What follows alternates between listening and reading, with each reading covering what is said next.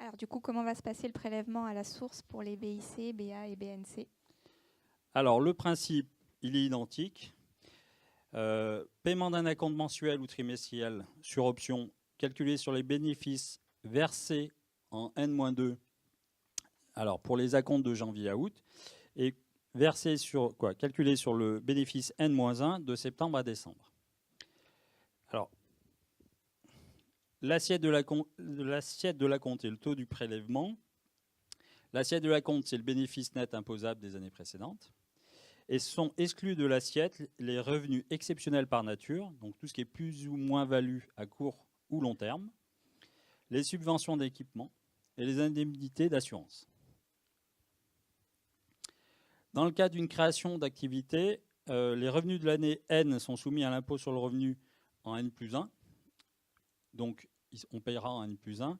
Il y aura versement optionnel d'un acompte volontaire. Si l'exploitant individuel souhaite verser un acompte, il pourra. Mais ça sera volontaire. En cas de résultat déficitaire, l'assiette retenue est retenue pour 0.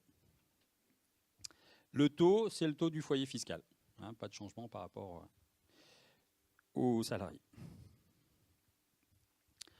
Il existe encore un crédit d'impôt relatif aux exploitants individuels. Ce crédit d'impôt est calculé à peu près de la même façon que pour les dirigeants salariés.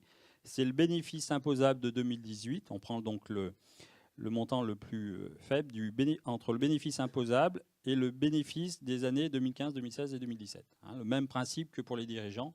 On compare le bénéfice 2018 par rapport à 2015, 2016, 2017. Et on prend ce montant pour le calcul du crédit d'impôt.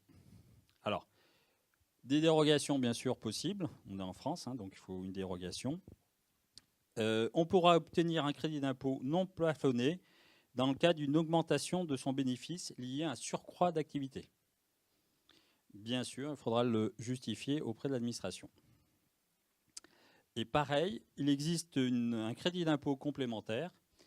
Donc de la même façon que pour les dirigeants, le bénéfice de 2019, il pourra dégager un crédit d'impôt complémentaire dans le cadre d'une taxation supplémentaire en 2018.